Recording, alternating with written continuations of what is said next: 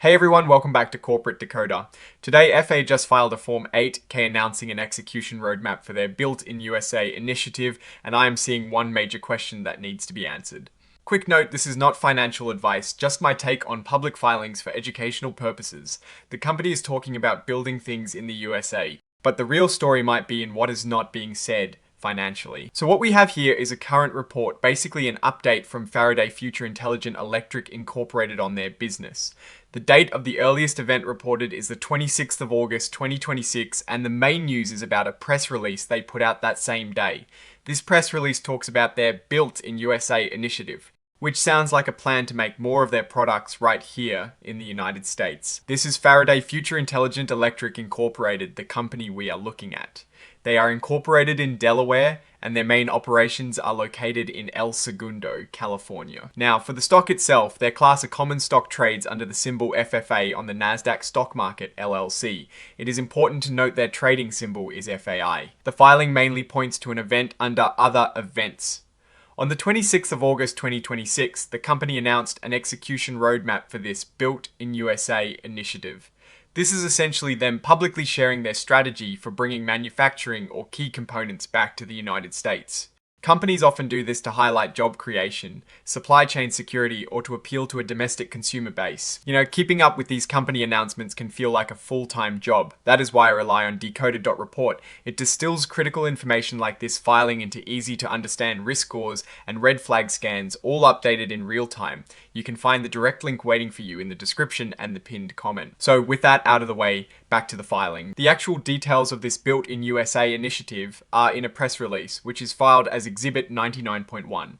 Unfortunately, the filing itself does not give us the nitty-gritty financial numbers related to this initiative. It is just an announcement of the plan. This means we have to look at other available information to get a sense of the company's actual financial health and what this initiative might mean in practice. Looking at the broader context, Faraday Future Intelligent Electric Incorporated, ticker FAI, has a market cap of only $9 million.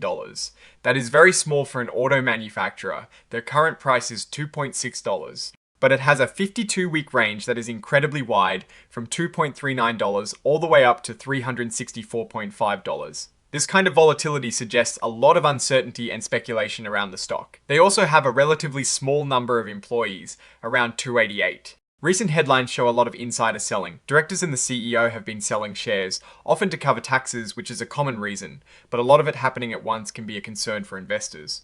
There is also a headline from Moomoo on the 24th of August 2026, where a user is calling out the CEO for ruthlessly harvesting retail investors while the stock hits new lows despite positive news.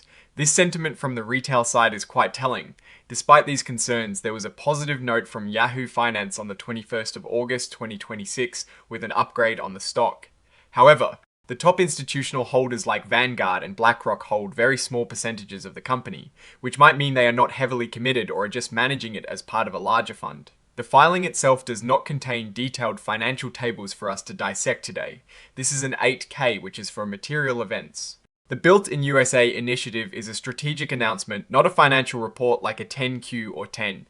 So to understand the real impact, we have to infer from the company's overall situation. The biggest question this filing leaves me with is how a company with a $9 million market cap and a history of significant stock price swings plans to execute a large scale manufacturing initiative like Built in USA. This kind of move usually requires substantial capital investment. Are they planning to raise more money through stock offerings, which would dilute existing shareholders? Or do they have a secret source of funding? The lack of specific financial details in this filing makes it hard to gauge their ability to pull this off. When companies announce big strategic shifts like this, especially when they are already in a precarious financial position, it is often a sign of trying to generate positive buzz or a pivot to regain market confidence. Without concrete financial backing or a clear plan for funding, such initiatives can often be more of a distraction than a solution. Historically, companies that struggle with market capitalization and cash flow often find it very difficult to fund major operational overhauls. For instance, we have seen companies like Bed Bath & Beyond face significant challenges when trying to restructure without adequate financial resources.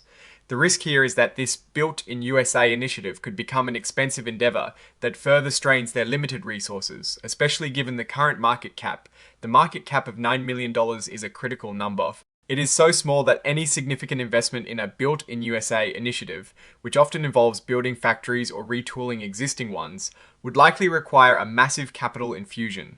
If they plan to issue more stock to fund this, it would dilute existing shareholders, meaning their ownership stake in the company would shrink. We saw something similar with other struggling auto startups where continued stock issuance to fund operations led to a significant decrease in the value of original shares.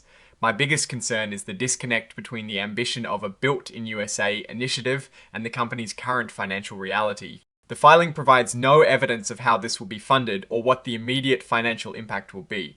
The risk I am watching is whether this announcement is a genuine operational plan or a marketing tactic that could lead to further financial strain. What I am actually looking for is any indication of how this ambitious plan will be financed without severely harming existing shareholders. Oh, and the research tools I actually use are linked in the description. They help keep this channel going. That is my take. Stay decoded. If you found this analysis helpful, please like, comment, subscribe, and join our Discord linked in the description.